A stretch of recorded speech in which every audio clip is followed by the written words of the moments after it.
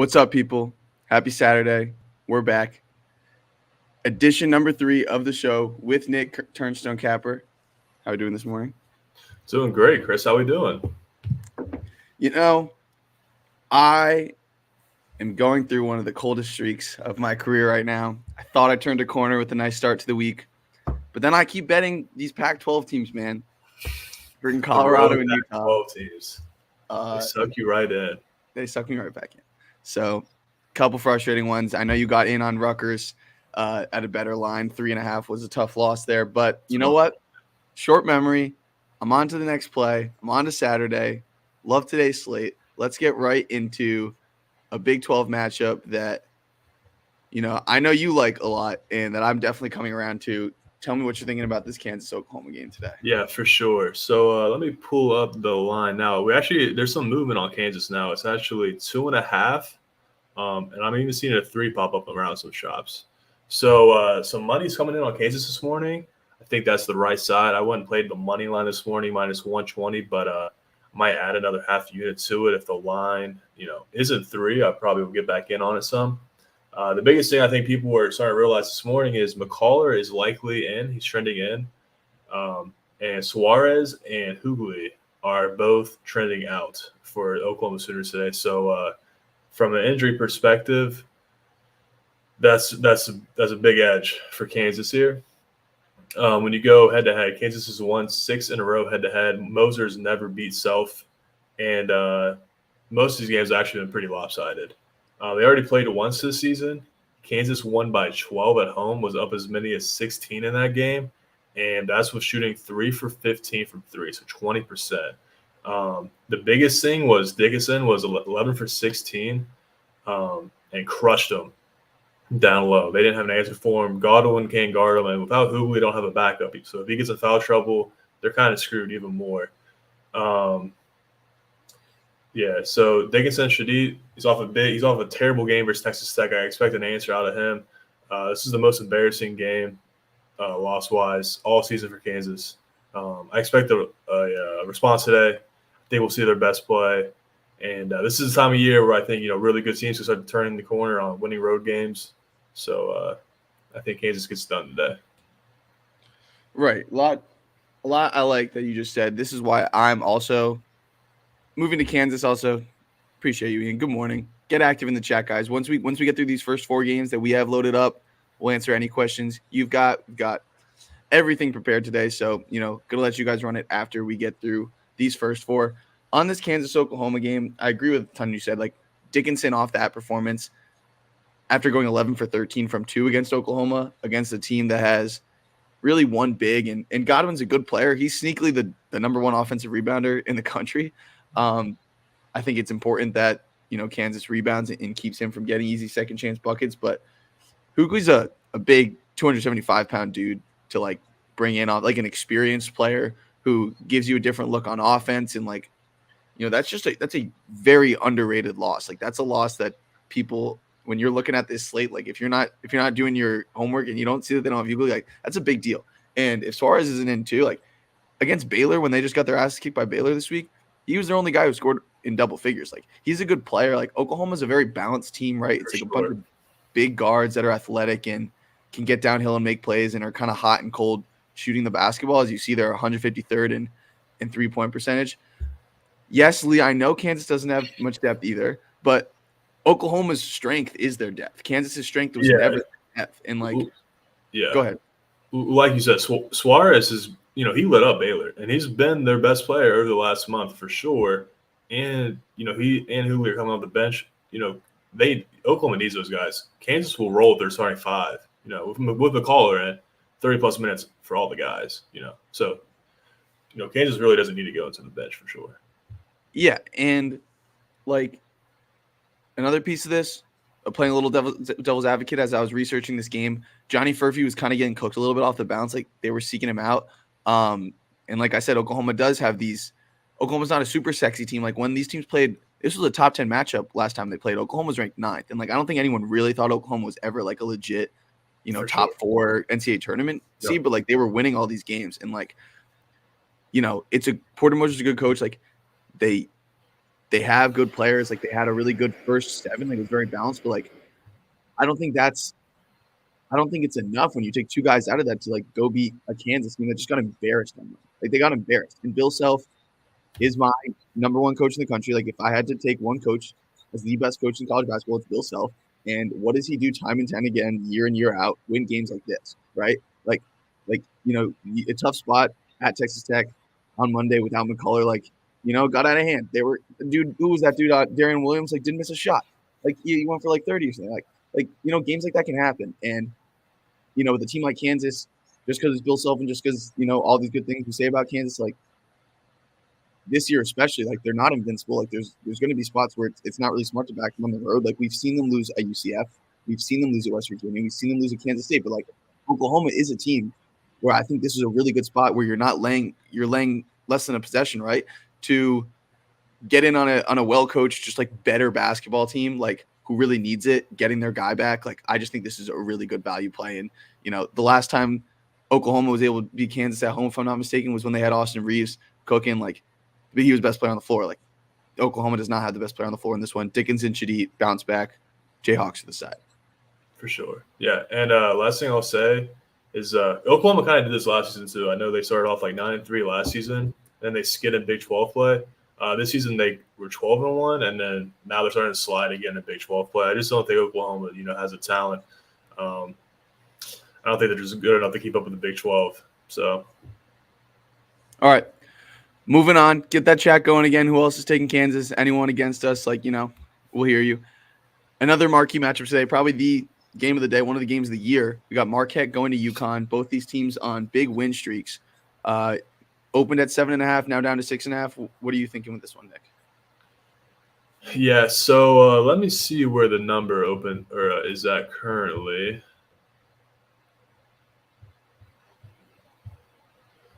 It'll load for me. Yeah, so it's 6.5. Seeing it open around 8. So some money's on Marquette. I don't disagree necessarily with the line movement. And this is probably the biggest reason why, early money is on them. Shaka, since being a coach, he's 98-59 as a dog, the most profitable ATS coach as a dog. And he's 4-0 ATS this season as a dog. So, he gets his team up when they are a dog. But you can't fade UConn, in my opinion. I've been saying it since we started the show 3 weeks ago. UConn, in my opinion, is pretty unfadable. To me, they're the best team in the country, by far the best team in the Big East. I still think it's Tier A, UConn Tier B, Marquette. It's a giant revenge game from last season when Marquette beat them in New York at the Big East tournament in the semis. So I think Hurley's going to get the best out of his guys today for sure. I think they're going to start hot. I think they're going to finish hot. I think there's margin to it. I think UConn wins. What's interesting is the number 1 defense in the Big East is Marquette. Number 1 offense is UConn. And I just don't think you can stop UConn. So I think, they really exploit, what Marquette's good at. UConn's won 13 in a row. Marquette's won 8 in a row. It's going to be a great game. Can't wait. Lee, appreciate it.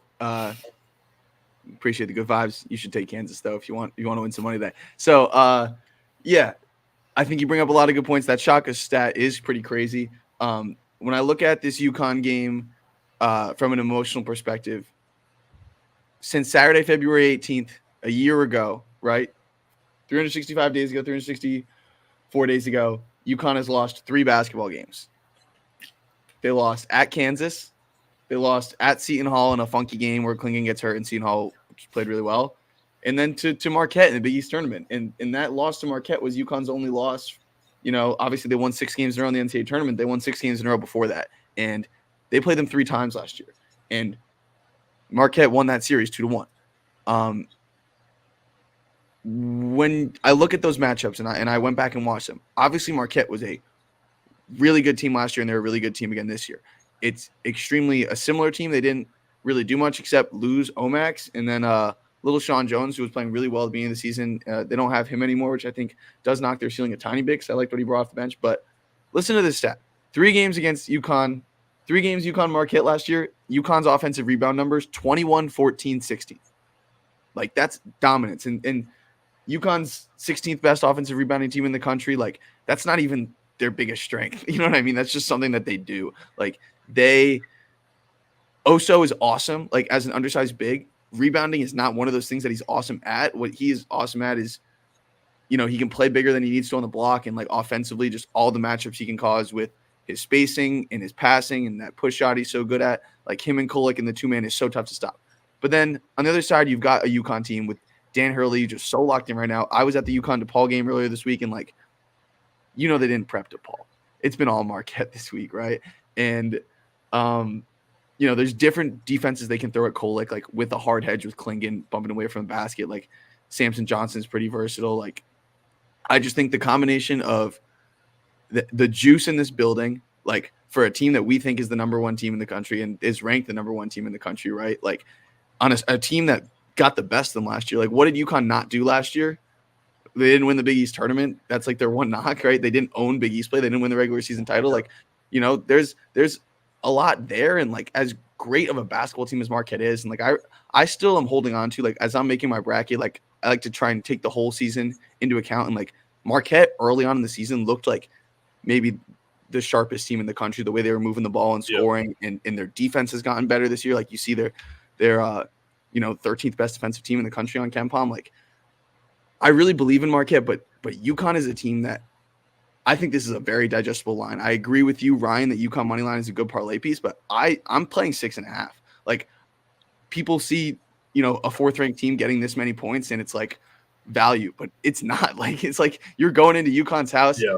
They have stuff on the line. Like, they have, matchup problems for you. Like, Stephon Castle has really come on lately. I think UConn's going to give it to Marquette. Like, they won by 15 at home last year against a better Marquette. Fine, we'll call it a push of Marquette this year and last year. I don't know. I just think that for Marquette to win this game, Kolek and Oso just need to like really do their thing. And like, we saw that happen last year against UConn. So I'm not saying it's impossible, but I think it's much more likely that UConn does their thing and them boys are balling out and hitting threes and getting out in transition. Yeah, I do like the money line parlay piece, and I will recommend. I like Nebraska, Auburn, UConn. Those are my three favorite money lines today. If you parlay them all three together, you should get nice plus money odds on that. So that's a good way to do it too. If you don't want to, if you're a little scared to lay it straight. Also, Toasty in the comments is talking about the over. I'm not sure what the number is. I assume it's kind of high. It's 147.5. That number, what is it? It's the number around the middle of the screen. Oh, yeah. Okay. Yeah, I didn't see that until now. Yeah, I do like the over, though, actually. He makes a good point. I think Marquette's going to have to get out in transition here for sure. Cole, a great point guard. Cam Jones, great shooting guard. They got all the pieces you need to score. I think this will be a very entertaining game. So, yeah, I like the over as well. And, like, that's another, like, thing about UConn. Like, Castle, Spencer, even Hassan Diarra off the bench. Like, they got, like, athletic wings and stuff who, like, play good transition defense. Sure. Like, I don't know. I just don't think Marquette – I don't really see where Marquette has the edge unless they just put on an absolute masterclass offensively, right, where Cam Jones drills 6 threes and, like, UConn is just – not able to rotate well, and like Kolek is just picking him apart and making the right read every time and creating for himself. Like, Marquette is going to have to put on a masterclass to win this game. UConn doesn't even have to play that well to cover, in my opinion. Like UConn doesn't have to have like a 3-point shooting game or anything to cover. They are the top of the top in the Big East, in my opinion. Until proven otherwise, my opinion is not going to change on that. Yeah, and it's a statement spot, right? Like, for sure, statement game. Like, Marquette's won 7 in a row. People are starting to put them in the same breath. Like, they're 3 spots below them in the AP ranking. And UConn's like, after what happened last year and where UConn has their sights this year, like, this crowd is going to be nuts again. Like, UConn fans are absolutely loving what's going on with UConn basketball right now. Like, how they've returned to this tier of elite, like, after, seemingly being there and then not being there, and to be back like this. Like, this fan base is so juiced. This team is so balanced, and they play so well together. They're so well coached. I think this is a very digestible line. I think it's going to be a fun game to watch, and credit to Marquette if they're able to just do their thing and find a way to have a chance to win at the end. But I think it's much more likely that UConn can roll and win this game by double digits. See some guys in the chat asking about some other games. We are going to talk about all these games as well. We got 2 more that we have set up, and that next one is Kentucky at Auburn, another ranked matchup here. Nick, we got a line that I'm not surprised by at all with Auburn laying 8.5 by the world beaters they've been at home. What are you looking at? Do you think Kentucky has a chance to win this game or cover? Yeah. So it opened 7. Seeing 8.5 now. That's for sure the right line movement, in my opinion. I actually thought it might be a touch higher, so I do still think there's value with Auburn here. They've just been insane at home. The biggest thing is an SEC play. They've won by 11, 15, 18, 23, and 40 at home. So absolutely dominant at home, all by double digits.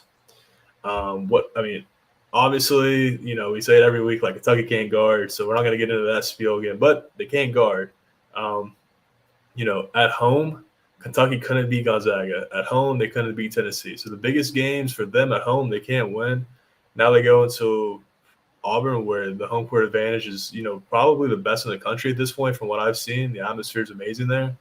Kentucky young. I'm not sure they can hang around in this game. They definitely can't stop Auburn. And the biggest thing in this one is Auburn has the number 1 defense in the SEC.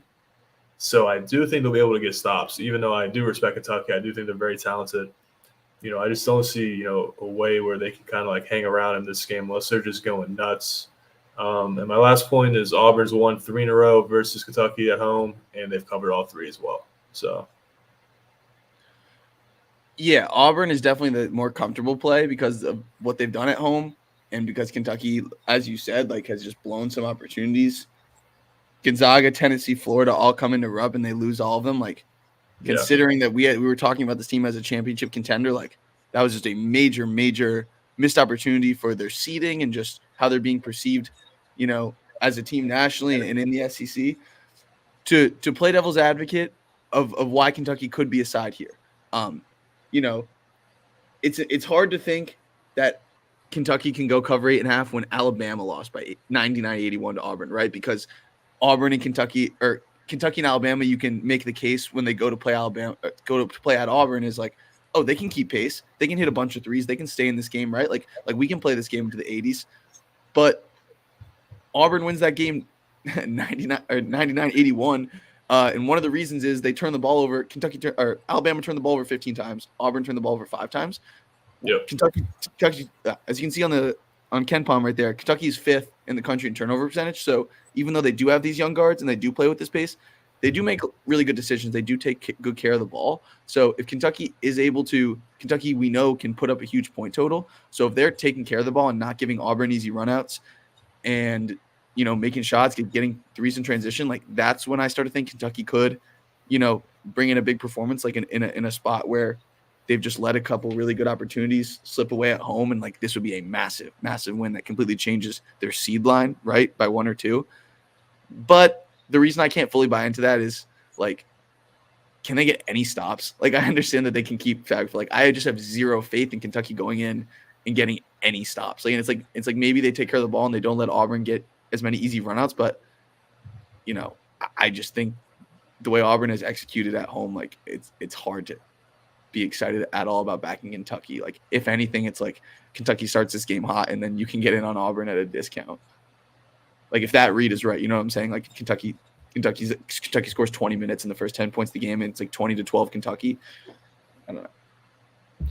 Yeah, I have a hard time, really seeing Kentucky here. I mean, just everything I've seen from Auburn at home, I've been on them a few times at home. They're so good at home. If you ever if anyone in the chat hasn't watched the game yet, watch this game today at 5 or at 6 because it's going to be really good. And yeah, like Lee said, the over. Overs have been printing for Kentucky games. It's nothing new. I think overs have been hitting for Auburn too. These SEC games are so fast paced, and I've noticed the whistle's kind of tight. So we're getting so many free throws. When Auburn played Alabama, there was they took 50 free throws. That's a good point. Dude, it was I think they combined for 80 or 90 free throws. That's just absurd. And with that amount of quantity, it's gonna push the over.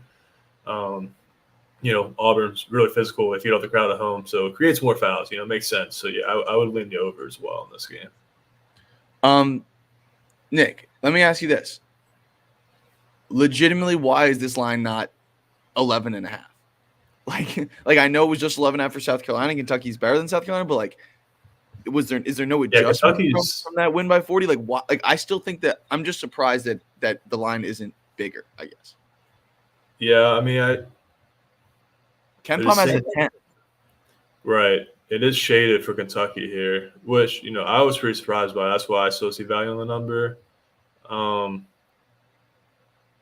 Yeah, I mean, analytics really like Kentucky, but besides, yeah, I don't what they're like 1 of 4 ATS, their last 5, I believe, 2 and 4, 6. So, I don't know. I think they're a little overrated. I mean, I like Kentucky. They just can't guard anybody, and at home versus Auburn, I have no faith. It's not something I would want to get behind.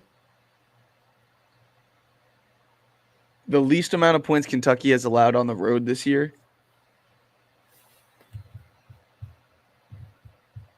to a team not named Arkansas, 79. Like there's no way Auburn's not scraping 90 here. And I don't know. It's just, is this the buy low spot for Kentucky? I don't know. I think it's more likely that you're getting a little bit of a discount here because of the brand for Kentucky and because of the computers and getting a dip to get single digits here. Like, if you're of the belief that Auburn is dominant and that Kentucky losing 3 in a row at home means something, like, which it does, then I'm kind of starting to talk myself into Auburn here. I think 8.5 is pretty cheap considering what we've seen. I think that there's, if you want to do a quick look at the schedule, I kind of hope Auburn blows them out, because then we get Kentucky at LSU short road favor, and then at home versus Bama as a dog. I like both those two way better than today. So, and that'll help the line for those 2 games too. So, I have no problem passing this game, hoping Auburn wins it, and I'll look to back Kentucky one of the next 2 games probably. That's a good point, Nick. What do you think about what Kayon says here in the chat? I kind of didn't agree. 20-40, it's the same thing. They blew them out. The game was over. In theory it is, but I'm telling you, Auburn's home court is different. You can't, it's literally the best home court in the country. There is no letdown. It's Kentucky. Kentucky's a blue blood. They're coming into your building. You're gonna want to keep that momentum rolling. Alabama they beat Alabama by 18 at home. The very next game at home, they blew out South Carolina. So I think they keep it going, honestly. And when they beat Alabama at home, Kayon, by 18, there was a letdown, sure, at Florida, but as Nick said, it's different. Really, it's on the road. And Florida's a really good team. I was all over Florida. That game was a pick-em, as it should have been. I don't think the letdown transfers nearly as much when your second game's at home. Yeah, back-to-back home, you keep momentum rolling. Away is when, that's when it gets dodgy. And that's when that theory really applies, in my opinion. So I would agree there. All right, well, I hear you, but at the same time, you might be right about the dip from 10 coming because of a letdown, but I think it's more from what Kentucky is and what the computers see Kentucky as. But that's neither here nor there. Good discourse. We appreciate you in the chat, Kayon. Last game before we go to the free-for-all, we got these games, and then anything you guys else want to talk about, probably go until 11. We got TCU at Kansas State. An interesting matchup for sure. Very Big 12. Nick, this line has not moved at all, right? Seems exactly probably where we'd see it. What's your angle here? Yeah, no real budge on the line movement. It opened up 1, seeing 1.5 now, so nothing major.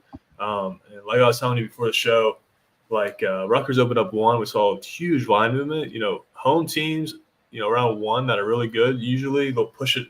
The line will get pushed out to 3, to where some under possession still.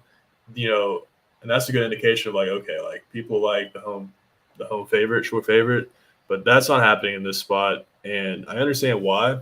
It's pretty scary to bet Kansas State here. One of the major reasons is they're 351st in the country in turnover percent, which is the worst out of any high major. Just really bad.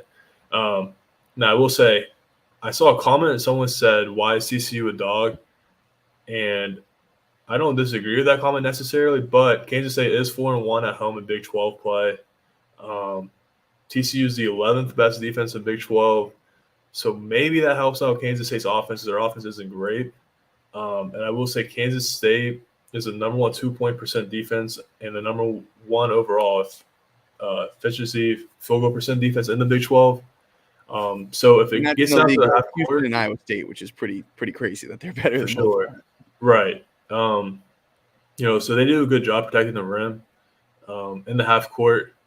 The biggest thing, when I watch TCU is like they have to get out and run. They have to score in transition. They can do that. I like them today. I think they have way more talent. I think they're deeper than Kansas State. Um, you know, it's a must win. Theoretically for Kansas State here in this spot.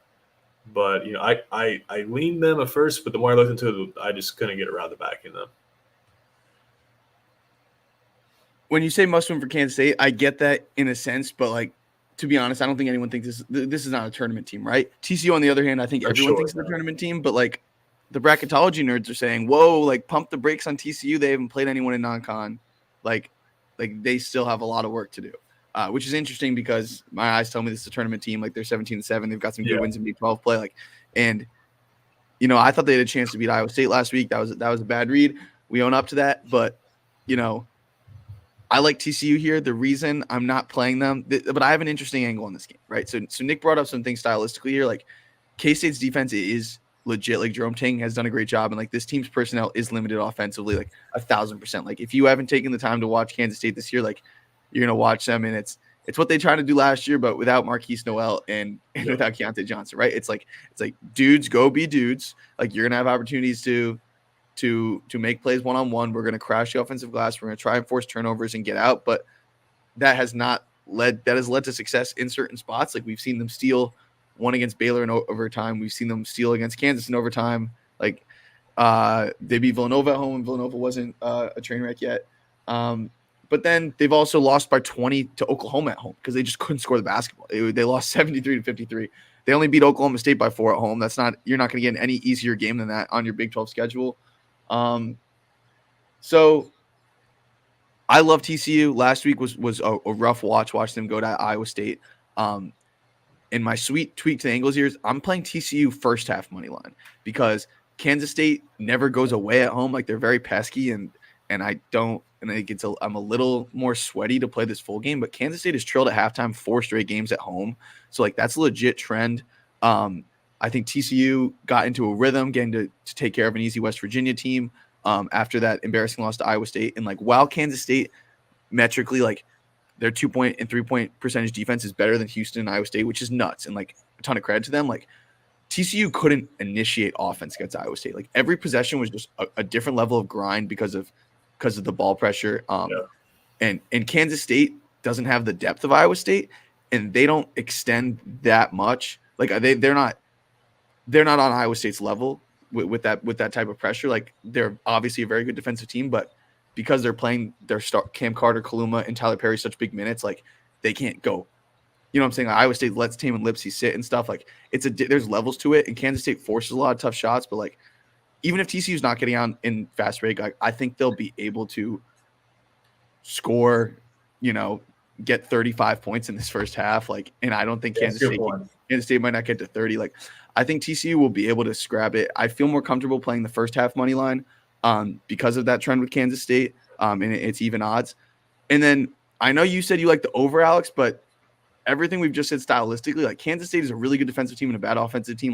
Like this line indicates pace, and like obviously there can be turnovers and these teams can run, and I wouldn't be that surprised.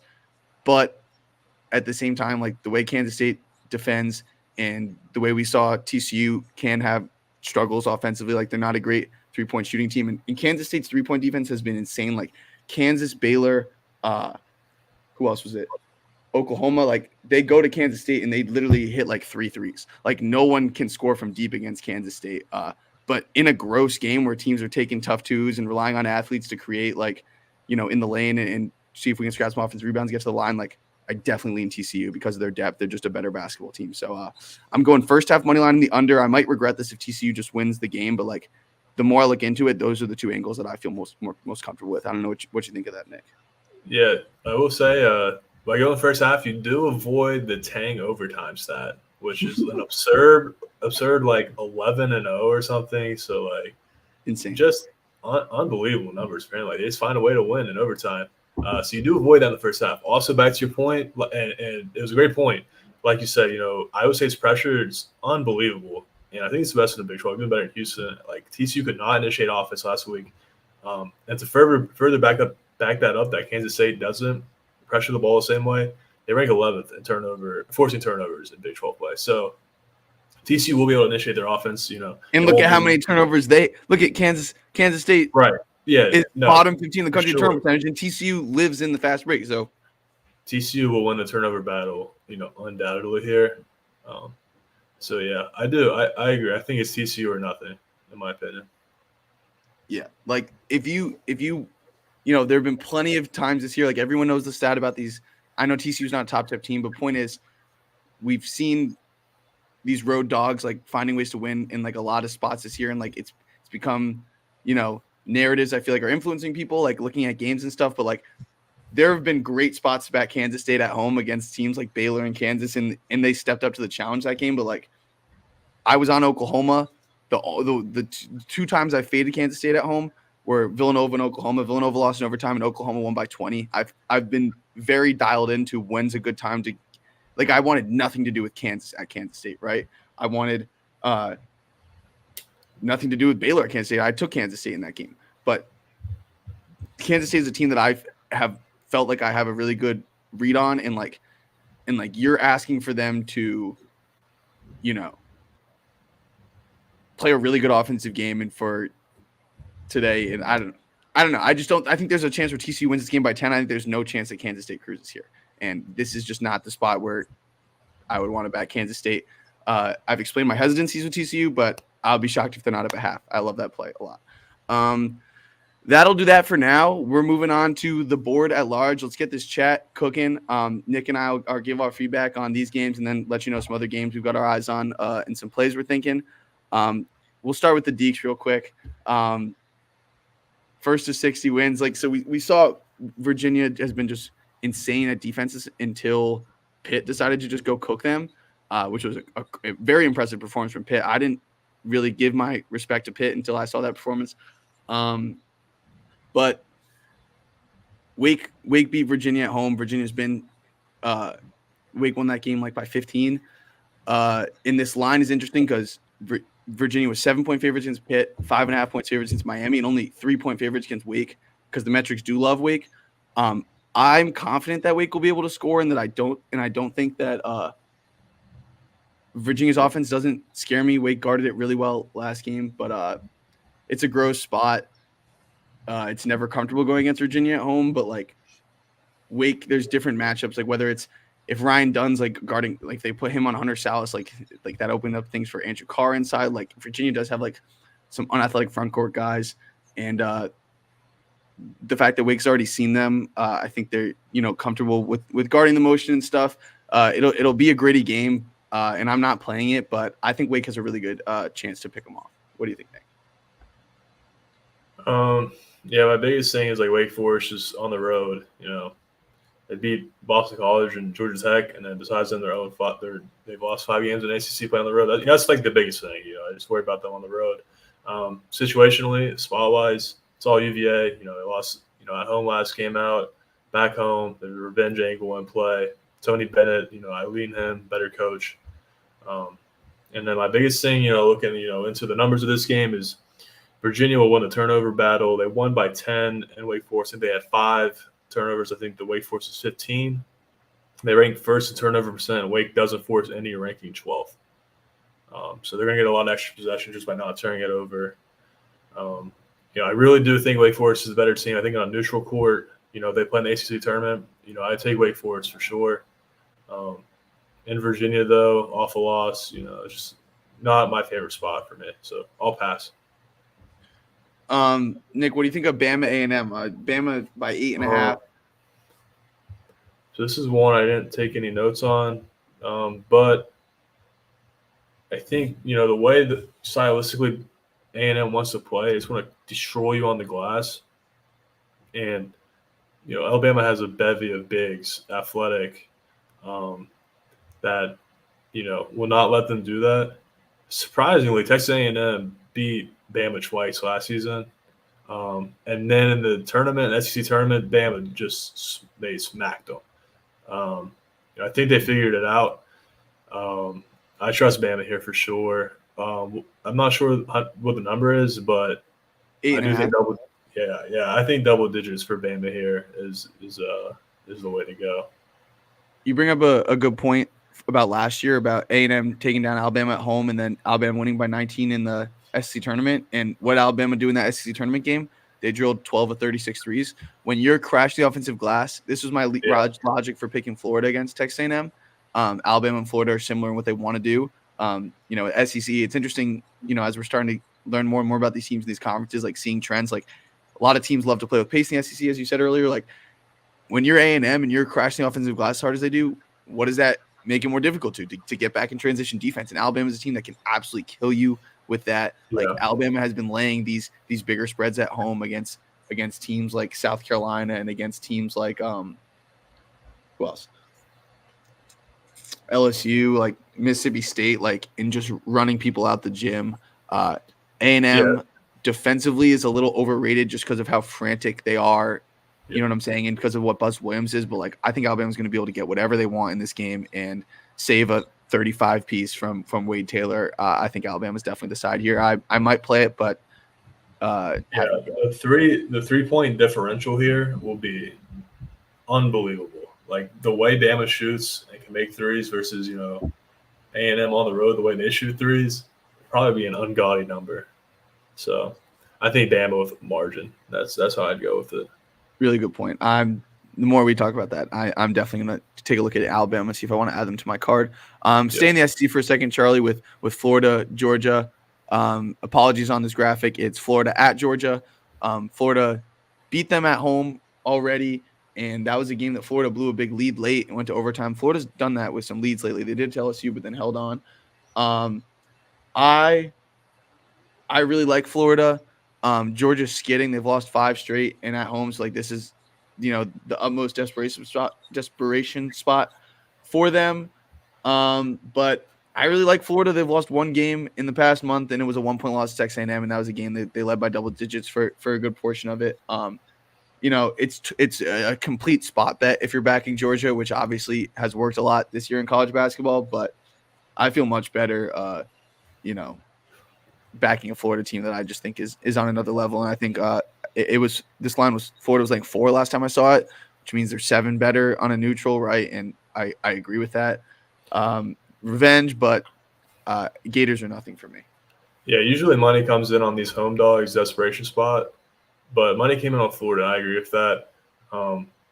Mike White, former Florida coach with Georgia, he's 0-3 versus Florida head-to-head. If you remember last game, Florida was up like 20. They're beating the crap out of them. And then somehow UJ got back into the game with OT, and Florida ended up winning. I think it's just two teams trending in opposite directions. I think UGA is just skidding. They know they can't make the tournament. They're kind of losing their life. Florida's surging. Funny enough, when I was looking at the Rutgers game the other day, because they got Jeremiah Williams back, I forget the date he came back. But I went on TourVic and, I changed the date to see, like how good Rutgers has been since he came back. The number one team since that day, I think it might have been February 3rd. The number one team in the country since that date was Florida. So they're really good. Auburn by 15 at home. Right. Like they're really good. I don't think they slip up here, even though theoretically it's a Georgia spot. I think Florida keeps it rolling. Little Big East talk. Hunter and Ian asking about this Butler Creighton game. Butler was just 4.5-point dogs against Marquette, right? And you're getting a 1 point more for Creighton. I think so Butler went on the road in an insane game of shot making. That game was in the 90s, and Butler wins at Creighton. So you've got that aspect of it. Butler has really impressed me lately. They got a lot of bucket getters. Telfort's really good. DJ Davis is really good. But I think this is a game where Ryan Kalkbrenner can do whatever he wants. He's really hit his stride lately, and Andre Screen is electric, and I like him, but I don't think him and Jalen Thomas really will be an answer for Kalkbrenner. And the way Creighton guards, I think they'll be able to run Butler off the 3-point line a little bit and make Pierre Brooks and Davis turn them more into drivers and Posh, I guess. But tough to finish over Kalkbrenner in that drop. Creighton has been really solid on the road, rock solid. I think they're 4-3 in Big East play on the road. So this line makes sense, and Butler just missed an opportunity against Marquette. But don't forget these two games, home games against Marquette and Creighton, 2 and 3 in the Big East, were teams that Butler went on the road and beat, right? So there's an added layer of them coming to Hinkle and playing. I definitely lean Creighton here. It'd be wild if Butler pulled off the season sweep. I think after dropping 95 on them, Creighton will have some offensive adjustments, and Butler might have some adjustments themselves, but they're not nearly the caliber of a defensive team as Creighton is. So. Yeah, so I do like the revenge angle here for Creighton. I will say in game one, when I looked into the stats, only 5 turnovers in Butler, which is really impressive, especially on the road. But that's kind of like what Creighton does. Like they don't force turnovers. I think they're like one of the worst teams in the country at forcing turnovers. So more of a compact defense. These are two big numbers, and this is why ultimately I lean Creighton. Butler shot 60% from 3 in game one. That's probably not sustainable. Again, I doubt they shoot, even over 50% in this game. What is sustainable, though, is Creighton shot 67% from 2 when they first played. Like you said, Kalkbrenner, big mismatch down low. I think he eats. I like a player prop them over. I just think, 67% from 2 is just insane. And that says a lot to me.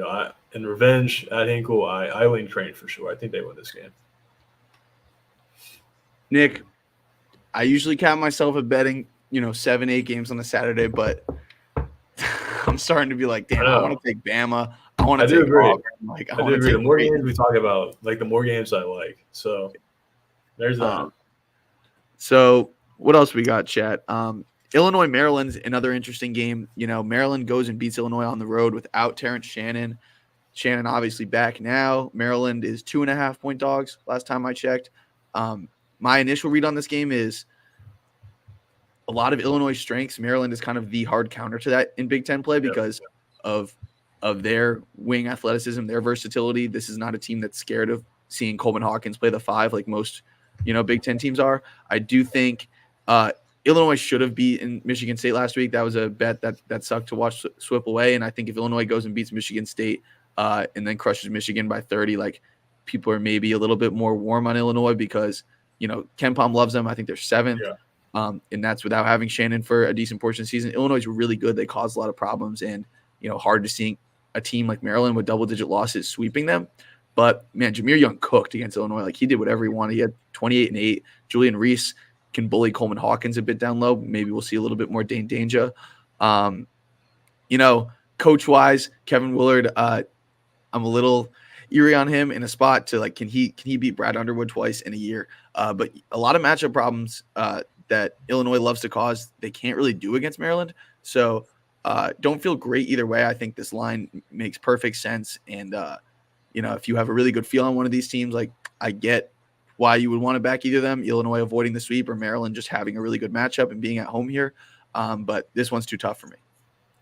Yeah. So like you said, Illinois is, in my opinion, they're kind of due for one of these road games. They've been really competitive. It's not like they've been going on the road and, just been trash. They've been competitive. They were up 8 late versus Michigan State. Michigan State really, needed that win. They snuck it out.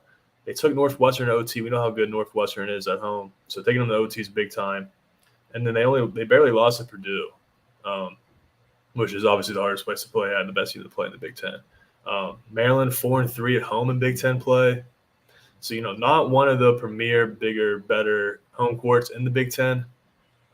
And, Illinois did lose at home. So it sets up a nice revenge angle here. And also they were without Terrence Shannon in game one. So, Maryland will make you go a lot in ISO, which is what they really did in game one. And, TSJ is their number one ISO creator and score out of that. So, I think he'll be very efficient today. I think that changes the whole complexity of this game. I don't trust Maryland to score. I understand how good their defense is, but, Illinois has a much higher ceiling. If they get going today, I think they can win by 10 plus. So I see all the value of Illinois today. If I was betting, it'd be Illinois for sure. Illinois is too much up and down. Another game I know that you like a lot, Nick, is this Utah State Colorado State game. I know it's over to 6. I'm pretty sure you got in earlier on the Rams. Tell me what you think, and do you think 6 is a digestible number for the Rams as well? So 6 makes sense. So this is how like all the Mountain West games have been going. You saw, even last night. Yeah, even last night, San Diego State opens up 4. They close like 6.5. They win by 11. It's really hard for the bookmakers to put a price on these Mountain West games. So, like the home courts there are so, amplified because you have elevation and it's really hard travel. So that's why the lines move like they do, and they still cash. Even if there's no value per se, they still get the job done. Yeah, so I played the opener at 3.5. It's a big revenge game. They lost by, I want to say 5 at Utah State, probably like a month and a half ago. Colorado State's awful loss at Vejas, San Diego State, where, no one wins. No shame in that. They were up 14 at halftime, and then they got blown out in the second half. So I think they come out playing their best ball today. I really do. The biggest thing for me when you're looking to, the numbers, they rank first in 2-point percent defense in the MWC. And Utah State ranks 290th in the country in 3-point percent. So if Utah State has to rely on the 3-point ball today, it's just not a recipe for success. Similar to when, week or 2 weeks ago when I had San Diego State versus them, San Diego State also had the same defense. They also had put the same tempo, and they won by 14 versus Utah State. So they kind of pulled away at the end. And you look at how good Colorado State has been at home. The three other good teams at home in the Mountain West. They beat San Diego State by 8. They beat Boise by 13. They beat New Mexico by 8. So that's why I see a ton of value of 3.5. I do think they win by closer to double digits. And at home, off a loss, I think they dictate plays. They slow it down. They force Utah State into a lot of hard shots. So yeah, I like the Rams a lot today. Yeah, I agree with all that, Nick. Another angle for this as well. Like Utah State is a little similar to San Diego State in terms of they want to play through their guy down low. Like Great Osabor's a really good player. He had 20 and 14. He had 7 offensive rebounds last time these teams played. But Colorado State was up 4 at halftime on the road at Utah State. They shot 4 of 11 from the free throw line, which is right 36%. That's pretty freaking bad. In this final score, 77-72, 149. Over-unders at 147.5, and I think this game's even more offensive minded at Colorado State. Isaiah Stevens, like watching the tape on that game, like in the pick and roll, like those guards really couldn't contain him. He was able to create for himself off the bounce a lot, and obviously that opens up things for everyone else. Both of these teams are very systematic offenses. They run pretty offense with their sets. They're very organized. So I like the over here. I think both teams are going to be able to execute, especially Colorado State. But I think Utah State will be able to get theirs on the interior, especially with Mr. Great down there on the block. And then the fact that the total of this game was that, the pace it was when it was played at Utah State, when Colorado State shot 8 of 24 from deep and Utah State shot 5 of 18 from deep. Some more threes, some hot shooting from Colorado State. I think there's outs where either Utah State ends up really playing really well and giving them a good fight that this game goes over. And I think if Colorado State just runs and, puts up 85, that this game goes over as well. I definitely lean Colorado State, but even at the 6, obviously Nick's number is much better, but I think the over is another really good angle in this spot. Shane, Wisconsin, Iowa, another interesting one. Wisconsin got the better of them the first time they played. I think they won by 11.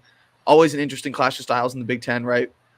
With Iowa and Wisconsin, very different styles of, simply put offense and defense, but Wisconsin's a much better offensive team than Iowa is defensively. Wisconsin's a 2-point favorite last time I checked. Nick, do you have a feel for this one? I know you were leaning Iowa, right? At first I was leaning Iowa, but then, the biggest concern I saw, well, I'll start with this. So Wisconsin is skidding. They're 1 of 4 straight up their last 5, 0-5 ATS. So you're getting a pretty good number with Wisconsin today. It's definitely a buy low on them. But my biggest concern for Iowa is they're the worst 2-point percent defense in the Big Ten. And Wisconsin is the best 2-point percent offense. And we saw that game 1 in Madison when they played. Wisconsin was 64% from 2. So similar to Creighton, I just think you can sustain that, just higher efficiency-wise. It's an Iowa revenge game. The spots, all of them at home. but I just couldn't quite get there just because of the 2% offense versus 2% defense. I just think Wisconsin kind of named their number on this game. Yeah, I don't have much to add on this one. Yeah. Iowa at home, sometimes you're like, damn, these guys get good shots every time. Like, you got Samford cashing out. But Wisconsin, after getting destroyed by Rutgers, they haven't played since then, right? No, they did play last game. They beat Ohio State, didn't cover though. Okay. Yeah, I definitely lean the Badgers. I just think there's more interesting spots to play. These two Big Ten matchups in the bottom middle of our screen on these short lines, I think are tougher reads. But yeah, I don't really feel good about Iowa at home. I think Wisconsin, after losing a couple, gets that one there. Texas Tech, Iowa State. Iowa State's been world beaters at home, similar to Auburn, just absolutely bullying teams.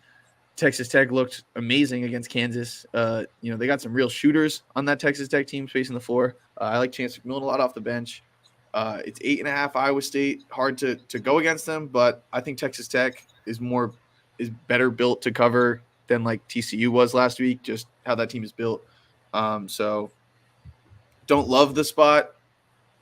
I would I don't know. I would probably lean the under there, but nothing crazy. Yeah, both play really slow, ranking 11th and 12th in Big 12. So limited possessions. Certainly goes towards the under. I will say Iowa State is 4-1 ATS at home in Big 12 play. They're so good at home, as we saw last weekend when they just shredded TCU. Texas Tech is number 1 overall in effective field goal percent in Big 12, which is huge. If you want to score, they have the point guard Toussaint can control this game. He's seen the Iowa State defense before. I trust McCaslin a lot to draw up a good game plan for this one. But I can't fade Iowa State at home. They're just too good. Even though I think the number is Texas Tech, I don't want to get in front of this game. I think it's tough. Yeah, Nick and I have talked about this before. There's like an extra, 1 or 2 point home point advantage for Iowa State. Like they're entering that category where the typical 3-point home court advantage is sliding up to like 5, kind of like what we've seen with San Diego State and some of these other teams. I think if you think Texas Tech's going to be in this game, we've seen Texas Tech put up some big point totals on the road. Like they're one. They beat Oklahoma 85-84 on the road. They beat Texas on the road 78-67, and then really struggled to score at Houston, scoring 54. Couldn't keep up with Baylor 79-73. I was gonna say if you think Texas Tech's gonna keep this close, you play the under. But the more I look at Texas Tech, I think Grant McCaslin. I think this is a super defensive minded team, but it's really not. They're kind of an offensive minded team, and it's hard for me to wrap my head around that because Texas Tech and because of Grant McCaslin. But like they're 13th on offense and Ken Palm 67th on defense. And Warren Washington's really the only. If I'm not mistaken, Warren Washington's really their only good defensive big, and Iowa State's just. Robert Jones has really impressed me lately. Like he's just a monster on D and like just occupies space on the offensive glass. So honestly, now I'm starting to think the over. Iowa State's been scoring at home, and if Texas Tech keeps pace, that's probably their only way to stay in this game, right? Yeah, it's playing well. It's very crazy. If you told me that Texas Tech was ranked 12th in defense in the Big 12 and first in offense in the Big 12 at this point in the season, before the season started, I would have told you you're crazy because of McCaslin, but here we are. So respect the Red Raiders offense, I guess. One other play that I haven't mentioned yet is South Carolina hosting LSU. I'm playing South Carolina -3.5 first half. I think just a general rule of thumb is like well-coached teams with good chemistry after getting embarrassed, like perform well the next game, especially right out of the gate. And like part of the reason we got Kansas there, as the people who've been with us since the jump on this show, we appreciate you. That's why we have Kansas. Remember, you guys can always rewind, check out these other games that we talked about at length, some of the biggest games on the slate. But yeah, I think South Carolina is, I understand why the market treats them like they do because the computers don't love them and, regression candidates and everything. But, Lamont Paris, I watched his demeanor after the game in the press conference against Tennessee. And he's like, look, we just got smoked. Like, or not Tennessee, I'm sorry, Auburn.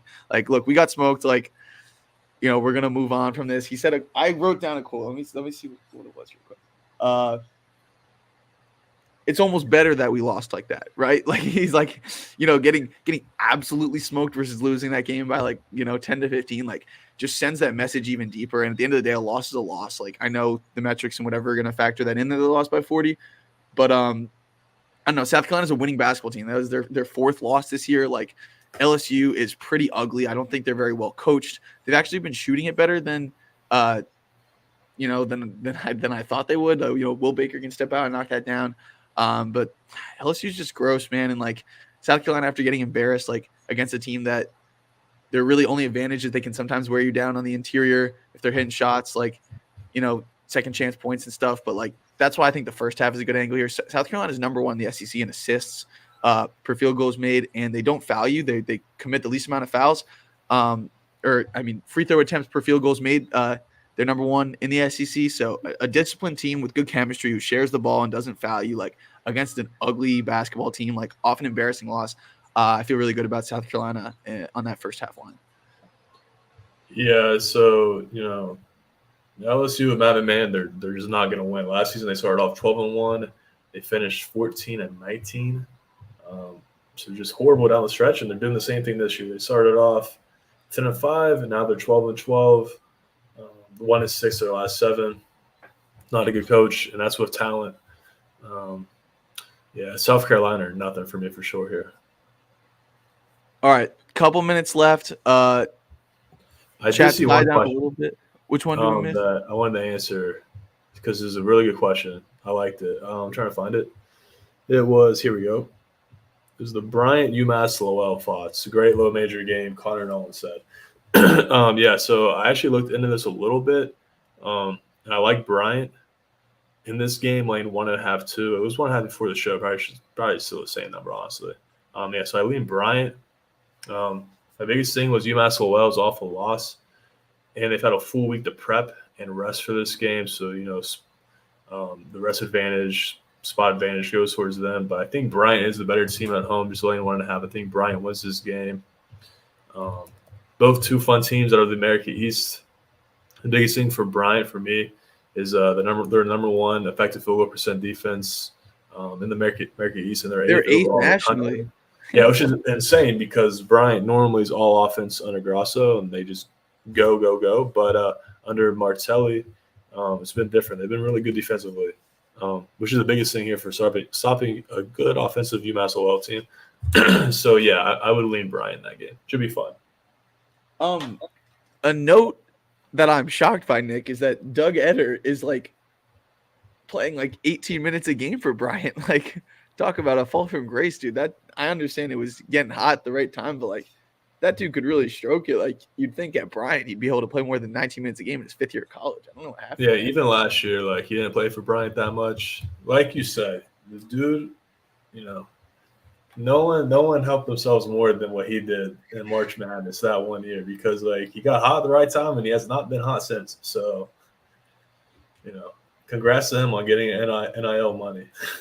They got Earl Timberlake on that team too, who played at Miami. It's a good team. It's a good team. They're an interesting team also, with the pace. Sheriff Gross Bullock is one of the best low major players. Yeah. He's first or second team, probably all low major. If I had to make it. It's an old team. Those are all 5th year guys too. Yeah, it'll be a great game. I like Bryant. I miss this. Trey Mitchell likely off for Kentucky. Even more of a reason to take Auburn at a line that, based on all the data points that we have, is a discount. Maybe this is a huge statement from Kentucky, but I don't know how many more chances are we going to give Kentucky? Definitely leaning Auburn there. Keon's obsessed with this Bama game. I like it. Lock in on your spot. Bama has the rest advantage. Also, first time we've ever worn throwback unis. Should be electric atmosphere. Those uniforms are clean. I'll give you that. My guy Rylan Griffin, I saw a video of him repping it, looking sharp. Okay, Bama rest advantage for sure. Yeah, like we said, the key there is the 3-point difference. Unless Alabama's just chucking bricks, they're going to be running, and don't see Texas A&M keeping pace. I actually played that during this in for 2 units on Bama -8. People must like what we said about Bama. I got a DM saying I'm going with Bama too. Let's get it. People must like the Bama breakdown today.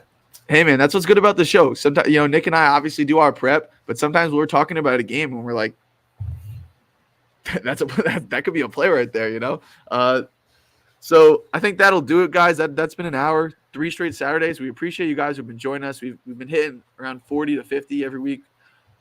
It's been awesome. We're gonna try and either this Monday or another Monday, hop on a live at night and preview that Tuesday, Wednesday slate.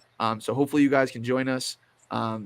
Appreciate you all coming out. Good luck to everyone today. I'll be posting my card here in a few minutes, and then Nick, I know you've got 3 locked in. You basically drop them up. Any last thoughts before we send everyone on their way? Nope. Good luck betting today. It's a really good slate. I will say tomorrow is another great slate. Now that NFL's over, we'll start getting some good Sunday slates as well. So, follow him, OdjHoops. He'll be posting some good plays for free. And if you want any of my plays besides the show plays, just shoot me a DM and I'll get you set up. But, yeah, good luck. Good luck, everyone, today.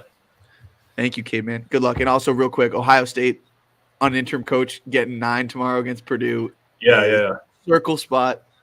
Don't fade the interim balance. We saw it with DePaul at first. Now it ran out. But the first 1 or 2 games, it's a good balance. I'll never forget Also, the Jets. Northwestern. Who's Northwestern playing? At Indiana, and Indiana's been off for a week and a half off a bad Purdue L. I bet Indiana's probably laying a possession, right? Bro, Ken Palm has Northwestern by 2 points favored. So even if they do there's a Tiberi adjustment, right? Huh? Is there a Tiberi adjustment? I don't know. There wasn't with Rutgers, but real quick, NFL comparison. When Jeff Saturday was just like thrown into the Colts head coaching job and they won that game against the Raiders, I was so shook, and that made me never want to fade interim coach again. We saw it again with Antonio Pierce, and I know we're jumping sports, but the crazy thing about Ohio State, I saw the most insane stat.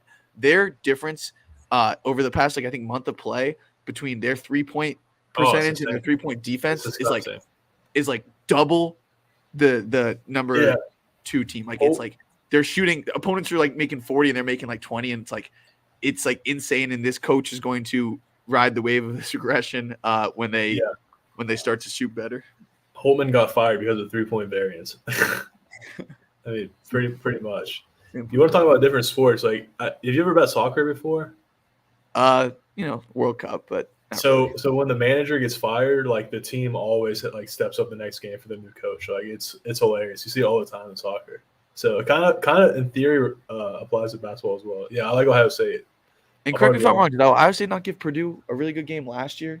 Oh, great game! They were up the whole game. They barely choked it away at the very end. Purdue won by 2. Yeah, I'm pretty sure the line was 2. Yeah, man. If Ohio State's catching 8 or 9, that could be a matchup. It's a sleepy spot for Purdue too, man. Who do they have someone coming up after? Well, they're just rolling. Like now they're hitting the road, versus Ohio State. Do they really care? Who do they play after? It's they're home against Rutgers, at Michigan, home Michigan State, at Illinois, home Wisconsin. So that's a tough last 3 opponents. But man, they've lost twice, right? And it was Northwestern pulling off magic and Nebraska not missing a shot. I'm not saying Ohio State can win, but if there's one game that Purdue loses, Purdue has one more what the fuck game in them. It could be Ohio State. Yeah, on the road they don't really scare me as much, especially they didn't cover versus Rutgers. They covered versus Wisconsin, but the line was 2 or 3. That's when you don't fade them. But at 9, take Ohio State and pray.